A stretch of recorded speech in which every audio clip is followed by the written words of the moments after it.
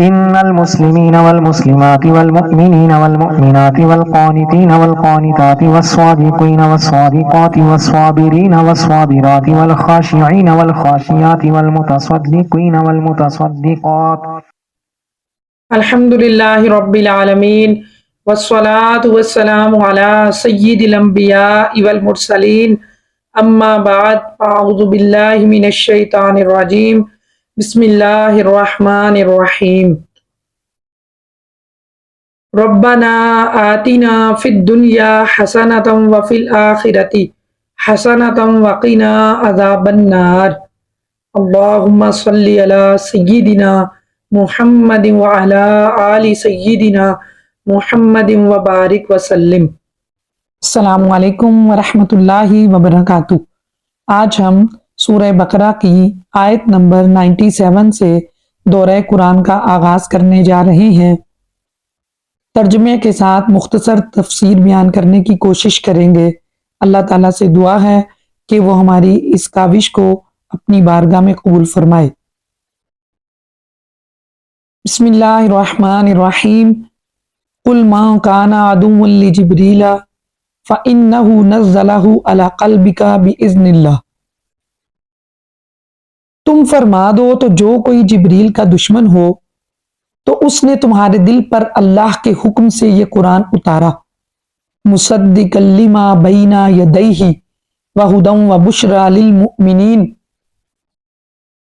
جو اپنے سے پہلے موجود کتابوں کی تصدیق فرمانے والا ہے اور ایمان والوں کے لیے ہدایت اور بشارت ہے۔ یہودیوں کے ایک گروہ نے رسول اللہ صلی اللہ علیہ وآلہ وسلم سے کہا کہ آپ کے پاس کون سا فرشتہ آتا ہے؟ حضور صلی اللہ علیہ وسلم نے ارشاد فرمایا، میرے پاس جبریل آتی ہیں۔ یہودیوں کا پیشوا ابن سوریہ کہنے لگا، وہ ہمارا دشمن ہے، عذاب، شدت اور زمین میں دنسانہ وہی اتارتا ہے، اور پہلے بھی کئی بار ہم سے دشمنی کر چکا ہے۔ اگر آپ صلی اللہ علیہ وآلہ وسلم کے پاس میکائیل آتے تو ہم آپ پر ایمان لے آتے۔ یہودیوں کی یہ بات سراسر جہالت تھی، اس لیے کہ جبریل علیہ السلام تو جو بھی چیز لائے وہ اللہ کے حکم سے لائے۔ حقیقتاً ان کی دشمنی اللہ کے ساتھ تھی، بلکہ اگر یہودی انصاف کرتے تو حضرت جبریل علیہ السلام سے محبت کرتے اور ان کے شکر گزار بھی ہوتے، اس وجہ سے کہ جو کتاب وہ لائی ہیں وہ تو ان کی کتابوں کی بھی تصدیق کرتی ہے۔ من کان عدوا للہ وملائکتہ ورسلہ وجبریل ومیکال، تو جو کوئی دشمن ہو اللہ کا اور اس کے فرشتوں کا اور اس کے رسولوں کا اور جبریل علیہ السلام اور میکائیل علیہ السلام کا، فإن اللہ عدو للکافرین، تو اللہ دشمن ہے کافروں کا۔ اس سے پتہ چلتا ہے کہ انبیاء کرام سے اور فرشتوں سے دشمنی اللہ تعالیٰ کی ناراضگی کا سبب ہے۔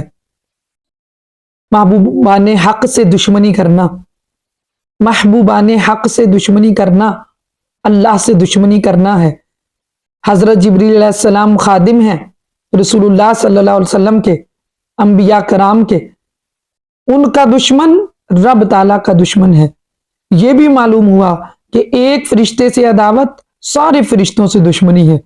یہی حال انبیاء علیہ السلام اور اولیاء رحمہم اللہ کا ہے کہ جو ان سے عداوت رکھتا ہے اس سے اللہ تعالیٰ بھی دشمنی رکھتا ہے، کہ جو ان سے عداوت رکھے گا ان کے بارے میں حضرت ابو ہریرہ رضی اللہ تعالیٰ عنہ سے روایت ہے، رسول اللہ صلی اللہ علیہ وآلہ وسلم نے ارشاد فرمایا، اللہ تعالیٰ نے فرمایا، تو میرے کسی ولی سے دشمنی کرے اسے میں نے لڑائی کا اعلان کر دیا، اس سے میں نے اعلان جنگ کر دیا۔ وَلَقَدْ أَنزَلْنَا إِلَيْكَ آيَاتٍ بَيِّنَاتٍ، اور بے شک ہم نے تمہاری طرف روشن آیتیں اتاری، وَمَا يَكْفُرُ بِهَا إِلَّا الْفَاسِقُونَ، اور نہیں ان کے منکر ہوئے مگر فاسق لوگ۔ أَوَكُلَّمَا عَاهَدُوا عَهْدًا نَبَذَهُ فَرِيقٌ مِّنْهُمْ، اور کیا جب کبھی کوئی عہد کرتے ہیں تو ان میں سے ایک گروہ اسے پھینک دیتا ہے، بل اکثرهم لا یؤمنون، بلکہ اکثر ان میں سے ایمان نہیں لائے۔ حضرت ابن عباس رضی اللہ تعالی فرماتے ہیں کہ رسول اللہ صلی اللہ علیہ وسلم نے یہودیوں کو اللہ تعالیٰ کے وہ عہد یاد دلائے جو حضور صلی اللہ علیہ وسلم پر ایمان لانے کے متعلق تھے، تو مالک بن سیف نے کہا، خدا کی قسم آپ کے بارے میں ہم سے کوئی عہد نہیں لیا گیا۔ اس کے جواب میں یہ آیت مبارکہ نازل ہوئی اور فرمایا گیا کہ یہودیوں نے جب بھی کوئی عہد کیا تو ان میں سے ایک گروہ نے اسے پیٹ پیچھے پھینک دیا، بلکہ ان میں سے اکثر تورات پر ایمان ہی نہیں لاتے تھے، کیونکہ وہ عہد توڑنے کو گناہ نہیں سمجھتے تھے اور نہ ہی اس بات کی کوئی پرواہ کرتے تھے۔ وَلَمَّا جَاءَهُمْ رَسُولٌ مِّنْ عِندِ اللَّهِ مُصَدِّقٌ لِّمَا مَعَهُمْ نَبَذَ فَرِيقٌ مِّنَ الَّذِينَ أُوتُوا الْكِتَابَ، اور جب ان کے پاس اللہ کی طرف سے ایک رسول تشریف لایا جو ان کی کتابوں کی تصدیق فرمانے والا ہے، تو اہل کتاب میں سے ایک گروہ نے پھینک دیا اس عہد کو، کتاب اللہ وراء ظہورہم، اللہ کی کتاب کو پیٹھ پیچھے، کأنہم لا یعلمون، گویا کہ وہ جانتے ہی نہیں۔ یہاں رسول سے مراد رسول اللہ صلی اللہ علیہ وآلہ وسلم ہیں، چونکہ آپ صلی اللہ علیہ وآلہ وسلم توریت، زبور وغیرہ کی تصدیق فرماتے تھے اور خود ان کی کتابوں میں بھی حضور پر نور صلی اللہ علیہ وسلم کی تشریف آوری کی بشارت تھی، آپ کے اوصاف اور احوال کا بیان تھا، اس لیے رسول اللہ صلی اللہ علیہ وآلہ وسلم کے وجود مبارک کا تذکرہ ان کی کتابوں میں بھی ملتا ہے۔ ہونا تو یہ چاہیے تھا کہ جب رسول اللہ صلی اللہ علیہ وسلم کی تشریف آوری ہوئی تو یہودی آپ پر ایمان لے آتے، بلکہ یہودیوں نے آپ پر ایمان لانے کی بجائے قرآن کا تقابل کیا، اور جب دونوں کو ایک دوسرے کے مطابق پایا تو انہوں نے توریت کو بھی چھوڑ دیا۔ پیٹ پیچھے پھینکنے سے مراد حضرت سفیان بن عیینہ رضی اللہ تعالی عنہ فرماتے ہیں کہ یہودیوں نے توریت کو ریشمی غلافوں میں سونے چاندی کے ساتھ مزین کر کے رکھ لیا اور اس کے احکامات کو نہ مانا۔ اس سے معلوم ہوا کہ اللہ تعالیٰ کی کتاب پر عمل نہ کرنا اسے پیٹ پیچھے پھینکنے کے برابر ہے، اگرچہ اسے روز اچھے کپڑے میں لپیٹ کر رکھے جیسے یہودی توریت کی تعظیم کرتے تھے، مگر حضور پر ایمان نہ لائے تو اس پر عمل نہ کیا گیا، گویا اس کو پشت پیچھے ڈال دیا۔ تو مسلمانوں کا بھی حال آج کل اسی طرح ہی ہے۔ قرآن پاک کے عمدہ سے عمدہ صحیفے، نفیس نسخے گھروں اور مسجدوں اور الماریوں کی زینت تو ہیں، ریشمی غلاف بھی ان پر موجود ہیں، لیکن پڑھنے، سمجھنے اور عمل کرنے کی حالت یہ ہے کہ ان الماریوں اور ریشمی غلافوں پر گرد کی تہ جم چکی ہے، اور حقیقتاً وہ گرد ان غلافوں پر نہیں بلکہ وہ مسلمانوں کے دلوں پر جمی ہوئی ہے۔ آج کہاں ہیں وہ مسلمان جنہیں حلال اور حرام کا علم ہو، جنہیں اسلامی اخلاق کا پتہ ہو، جن کے دل اللہ کی آیتیں سن کر ڈر جائیں، جن کے اعضاء اللہ کے خوف سے کانپ اٹھیں، جن کے دل و دماغ پر قرآن کے انوار چھائے ہوئے ہوں۔ اقبال نے کہا تھا، وہ معزز تھے زمانے میں مسلمان ہو کر، اور ہم خوار ہوئے تارک قرآن ہو کر۔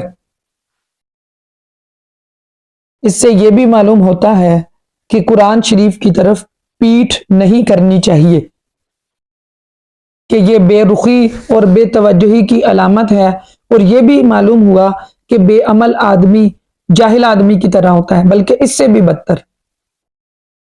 وَاتَّبَعُوا مَا تَتْلُو الشَّيَاطِينُ عَلَى مُلْكِ سُلَيْمَانَ، اور یہ سلیمان کے عہد حکومت میں اس جادو کے پیچھے پڑ گئے جو شیاطین پڑھا کرتے تھے۔ وَمَا كَفَرَ سُلَيْمَانُ وَلَكِنَّ الشَّيَاطِينَ كَفَرُوا يُعَلِّمُونَ النَّاسَ السِّحْرَ، اور سلیمان نے کفر نہ کیا بلکہ شیطان کافر ہوئے جو لوگوں کو جادو سکھاتے تھے۔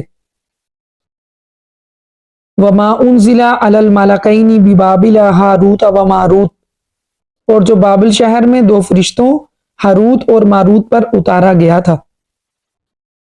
وَمَا يُعَلِّمَانِ مِنْ أَحَدٍ حَتَّى يَقُولَا إِنَّمَا نَحْنُ فِتْنَةٌ فَلَا تَكْفُرْ، اور وہ دونوں کسی کو کچھ نہ سکھاتے تھے جب تک یہ نہ کہہ لیتے کہ ہم تو صرف امتحان ہیں لوگوں کا۔ تو تم اپنے ایمان ضائع نہ کرو۔ فَيَتَعَلَّمُونَ مِنْهُمَا مَا يُفَرِّقُونَ بِهِ بَيْنَ الْمَرْءِ وَزَوْجِهِ، وہ لوگ ان فرشتوں سے ایسا جادو سیکھتے تھے جس کے ذریعے مرد اور اس کی بیوی میں جدائی ڈال دیں۔ وَمَا هُمْ بِضَارِّينَ بِهِ مِنْ أَحَدٍ إِلَّا بِإِذْنِ اللَّهِ، حالانکہ وہ اس کے ذریعے کسی کو اللہ کے حکم کے بغیر کوئی نقصان نہیں پہنچا سکتے تھے۔ وَيَتَعَلَّمُونَ مَا يَضُرُّهُمْ وَلَا يَنفَعُهُمْ، اور یہ ایسی چیز سیکھتے تھے جو انہیں نقصان دے اور انہیں نفع نہ دے۔ وَلَقَدْ عَلِمُوا لَمَنِ اشْتَرَاهُ مَا لَهُ فِي الْآخِرَةِ مِنْ خَلَاقٍ، اور یقیناً انہیں معلوم ہے کہ جس نے یہ سودا لیا ہے آخرت میں اس کا کچھ حصہ نہیں۔ وَلَبِئْسَ مَا شَرَوْا بِهِ أَنفُسَهُمْ، اور انہوں نے اپنی جانوں کا کتنا برا سودا کیا۔ لَوْ كَانُوا يَعْلَمُونَ، کاش کہ وہ جانتے۔ حضرت سلیمان علیہ السلام کے زمانے میں بنی اسرائیل جادو سیکھنے میں مشغول ہوئے تو آپ علیہ الصلوۃ والسلام نے ان کو روکا اور ساری کتابیں لے کر اپنی کرسی کے نیچے دفن کر دی۔ حضرت سلیمان علیہ السلام کی وفات کے بعد شیاطین نے وہ کتابیں نکال کر لوگوں سے کہا کہ حضرت سلیمان علیہ السلام اسی جادو کے زور پر حکومت کرتے تھے۔ بنی اسرائیل کے نیک لوگ اور علماء نے تو اس بات کا انکار کیا، لیکن چونکہ جاہل تو پھر جاہل ہوتا ہے، جاہل لوگوں نے جادو کو حضرت سلیمان کا علم مان کر اس کے سیکھنے پر ٹوٹ پڑے۔ انبیاء کرام کی کتابیں چھوڑ دی، سلیمان علیہ السلام پر ملامت شروع کر دی۔ ہمارے آقا صلی اللہ علیہ وسلم کے زمانے تک یہی حال رہا۔ اللہ تعالیٰ نے حضور صلی اللہ علیہ وسلم کے ذریعے حضرت سلیمان علیہ السلام کی جادو سے برات کا اظہار فرمایا، یعنی یہ واضح کر دیا کہ آپ جادو سے مبرہ تھے، پاک تھے، آپ ایسا کام نہیں کرتے تھے، بلکہ اللہ تعالیٰ نے حقیقتاً آپ کو حکومت عطا فرمائی تھی۔ اس سے معلوم ہوا پیغمبروں سے دشمنوں کے الزام دور کرنا اللہ تعالیٰ کی سنت ہے۔ جیسا کہ لوگوں نے جادو کی تہمت لگائی حضرت سلیمان علیہ السلام پر، تو اللہ تعالیٰ نے اس آیت میں اس تہمت کو رد فرمایا۔ نیز یہ بھی پتہ چلتا ہے کہ جادو کرنا کبھی کفر بھی ہوتا ہے جبکہ اس میں کفریہ الفاظ ہوں۔ اور ہاروت اور ماروت یہ جو دو فرشتے ہیں، ان کو بنی اسرائیل کی آزمائش کے لیے اللہ تعالیٰ نے بھیجا تھا، اور ان کے بارے میں جو غلط قسم کے قصے اور باتیں اور ساری چیزیں ادھر ادھر کی مشہور ہیں وہ سب لغو اور باطل ہیں۔ اور ہاروت اور ماروت نے تو اپنے آپ کو یہی کہا کہ ہم اللہ تعالیٰ نے مخلوق کی آزمائش کے لیے ہمیں مقرر فرمایا، تو جو جادو سیکھنا چاہتا تھا اس کو نصیحت کرتے تھے کہ ہم تو آزمائش کے لیے مقرر ہوئے ہیں تو کفر نہ کرے، اور جو ان کی بات نہ مانے وہ اپنے پاؤں پہ چل کے خود جہنم میں جائے۔ یہ فرشتے اگر اسے جادو سکھاتے ہیں تو وہ فرما برداری کر رہے ہیں، نہ کہ نافرمانی کر رہے ہیں، کیونکہ وہ پہلے یہ بات کہہ دیتے تھے کہ جو ہے وہ ہم تو خود آزمائش میں ہیں، لیکن پھر بھی اگر کوئی جادو سیکھنا چاہتا تھا تو اس کو سکھاتے تھے۔ تو یہ اللہ کی نافرمانی نہیں تھی بلکہ فرما برداری ہی تھی، کیونکہ خود کوئی سیکھنا چاہ رہا تھا اور وہ تو اللہ کے حکم کے پابند تھے۔ اور یہ بھی مسئلہ ذہن میں رہے کہ جادو بھی تبھی اثر کرتا ہے جب اللہ تعالیٰ کا حکم ہوتا ہے۔ اور حضرت ابو موسیٰ اشعری رضی اللہ عنہ کی روایت بھی ہے کہ حضور اقدس صلی اللہ علیہ وسلم نے ارشاد فرمایا، شراب کا عادی، جادو پر یقین رکھنے والا اور قطع رحمی کرنے والا جنت میں داخل نہ ہوں گے۔ وَلَوْ أَنَّهُمْ آمَنُوا وَاتَّقَوْا لَمَثُوبَةٌ مِّنْ عِندِ اللَّهِ خَيْرٌ، اور اگر وہ ایمان لاتے اور پرہیزگاری کرتے تو اللہ کے یہاں کا ثواب بہت اچھا ہے۔ لَوْ كَانُوا يَعْلَمُونَ، کسی طرح انہیں علم ہوتا۔ یا ایھا الذین آمنوا لا تقولوا رائنا وقولوا انظرنا واسمعوا، اے ایمان والو رائنا نہ کہو بلکہ انظر نہ کہو اور غور سے سنو۔ وللکافرین عذاب علیم، اور کافروں کے لیے دردناک عذاب ہے۔ جب رسول اللہ صلی اللہ علیہ وسلم صحابہ کرام کو کچھ واعظ اور نصیحت کرتے تو کبھی کبھی درمیان میں عرض کرتے رائنا یا رسول اللہ صلی اللہ علیہ وسلم۔ اس کے معنی تھے کہ یا رسول اللہ صلی اللہ علیہ وسلم ہمارے حال کی رعایت فرمائیے، یعنی کلام اقدس کو اچھی طرح سمجھ لینے کا موقع دیں۔ یہودیوں کی لغت میں یہ کلمہ بے ادبی کا تھا اور انہوں نے اسی بری نیت سے کہنا شروع کر دیا۔ حضرت سعد بن معاذ رضی اللہ عنہ یہودیوں کی اصطلاح سے واقف تھے۔ آپ نے ایک روز یہ کلمہ ان کی زبان سے سن کر فرمایا، اے دشمنان خدا، تم پر اللہ کی لعنت، اگر میں نے اب کسی کی زبان سے یہ کلمہ سنا تو اس کی گردن اڑا دوں گا۔ یہودیوں نے کہا ہم پر تو آپ غصہ کر رہے ہیں جبکہ مسلمان بھی تو یہی کہتے ہیں۔ اس پر آپ رنجیدہ ہو کر نبی کریم علیہ الصلوۃ والسلام کی خدمت اقدس میں حاضر ہوئے ہی تھے کہ یہ آیت کریمہ نازل ہوئی جس میں روائنا کہنے کی ممانعت کر دی گئی، منع کر دیا گیا، اور اس کا معنی کا دوسرا لفظ انظرنا کہنے کا حکم ہو گیا۔ اس آیت مبارکہ سے ہمیں یہ بھی پتہ چلتا ہے کہ انبیاء کرام کی تعظیم اور توقیر کتنی ضروری ہے، فرض ہے وہ۔ جس کلمہ میں ذرا سا بھی بے ادبی کا شائبہ ہو، ترک ادب ہو، بے ادبی کا شائبہ یا اندیشہ ہو، وہ زبان پر لانا ممنوع ہے۔ جس لفظ کے دو معنی اچھے اور برے دونوں ہو، اور برے معنی کی طرف بھی ذہن جاتا ہو، تو وہ بھی اللہ اور اس کے رسول کے لیے استعمال نہ کیا جائے۔ حضور صلی اللہ علیہ وسلم کے ادب اور تعظیم کے متعلق اللہ تعالیٰ خود احکامات جاری فرماتا ہے، اور یہ بھی کہا گیا کہ حضور کی بات غور سے سنو، اور جو حضور کی توہین کر رہے ہیں ان کے لیے دردناک عذاب ہے، جو بے ادبی کے الفاظ استعمال کر رہے ہیں یہودیوں کے لیے دردناک عذاب ہے۔ ما یود الذین کفروا من اہل الکتاب ولا المشرکین ان ینزل علیکم من خیر من ربکم۔ اے مسلمانوں، نہ تو اہل کتاب کے کافر چاہتے ہیں اور نہ ہی مشرک کہ تمہارے اوپر تمہارے رب کی طرف سے کوئی بھلائی اترے۔ واللہ یختص برحمتہ من یشاء، اور اللہ تعالیٰ اپنی رحمت خاص کر دیتا ہے جس پر چاہے۔ واللہ ذو الفضل العظیم، اور اللہ بڑے فضل والا ہے۔ ما ننسخ من آیت او ننسها نأتی بخیر منها او مثلها، جب کوئی آیت ہم منسوخ کرتے ہیں یا لوگوں کو بھلا دیتے ہیں تو اس سے بہتر یا اس جیسی لے آتے ہیں۔ علم تعلم ان اللہ علی کل شیء قدیر، کیا تجھے معلوم نہیں کہ اللہ ہر چیز پر قادر ہے۔ نسخ کا معنی پہلے والے حکم کو بعد والی کسی دلیل شرعی سے اٹھا دینا ہے۔ تو قرآن کریم میں کچھ ایسی آیتیں موجود تھیں جو پہلے موجود تھیں، پھر ان کے کلام کو ختم کر دیا گیا۔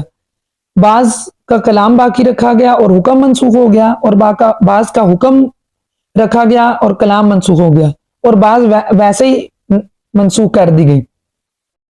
یہ اللہ تعالیٰ کی شان ہے، یہ اس کا کلام ہے، تو جس طرح اللہ تبارک و تعالیٰ نے چاہا اسی طرح احکامات رسول اللہ صلی اللہ علیہ وسلم کو قرآن کی شکل میں عطا فرمائے۔ علم تعلم ان اللہ لہ ملک السماوات والارض، کیا تجھے خبر نہیں کہ اللہ ہی کے لیے زمینوں اور آسمان کی بادشاہی ہے۔ وما لکم من دون اللہ من ولی ولا نصیر، اور تمہارا اللہ کے سوا نہ کوئی حمایتی ہے نہ مددگار، اللہ کے مقابلے میں کوئی مدد نہیں کر سکتا۔ اللہ تعالیٰ تنہا ہے، اکیلا ہے، واحد ہے، یکتا ہے، ساری بادشاہی اسی کی ہے۔ ہاں، اگر اللہ تعالیٰ اپنی اجازت سے کسی کو اختیار دے تو وہ ایک الگ بات ہے۔ قرآن و حدیث میں اس کی کئی مثالیں ہیں، جیسے حضرت عیسیٰ علیہ السلام کا بیماروں کو، کوڑیوں کو، نابیناؤں کو شفا دینا، مدد کرنا۔ فرشتوں نے غزوہ بدر اور غزوہ حنین میں مسلمانوں کی مدد کی۔ حضرت سلیمان علیہ السلام کے وزیر نے تخت بلقیس لا کر مدد کی۔ نبی کریم صلی اللہ علیہ وسلم نے سینکڑوں مرتبہ صحابہ کرام کے کھانے پینے، بیماریوں اور پریشانیوں میں مدد کی۔ تو یہ جتنی بھی مدد ہے یہ سب اللہ تبارک و تعالیٰ کے حکم اور اس کے اختیار سے ہے۔ ام تريدون ان تسألوا رسولکم کما سئل موسیٰ من قبل، کیا تم یہ چاہتے ہو کہ تم بھی اپنے رسول سے ویسا ہی سوال کرو جیسا موسیٰ علیہ السلام سے اس سے پہلے کیا گیا۔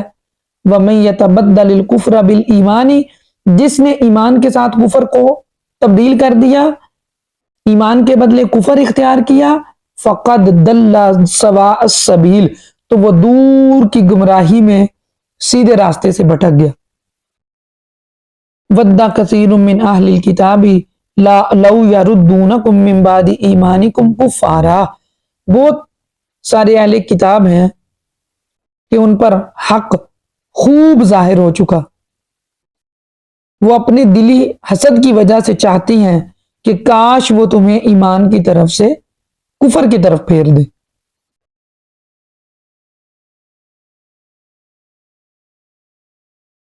وَدَّ كَثِيرٌ مِّنْ أَهْلِ الْكِتَابِ لو یردونکم من بعد ایمانکم کفارا،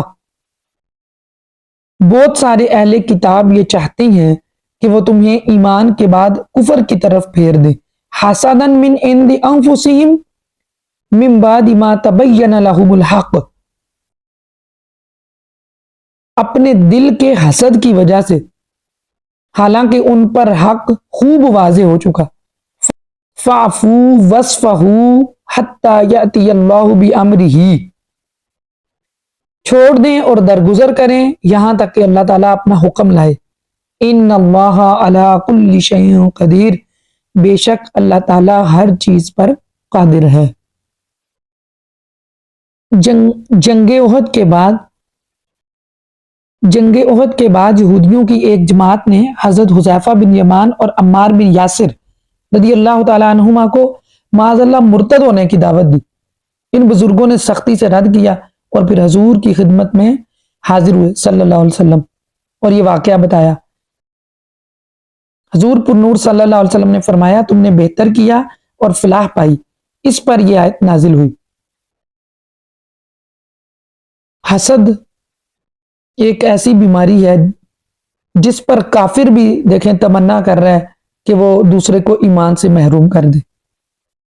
اس سے یہ بھی پتہ چلتا ہے یہ بہت بڑا عیب ہے، اس کی وجہ سے انسان خود بھی بھلائی سے رک جاتا ہے اور دوسروں کو بھی بھلائی سے روکنے میں مصروف ہو جاتا ہے۔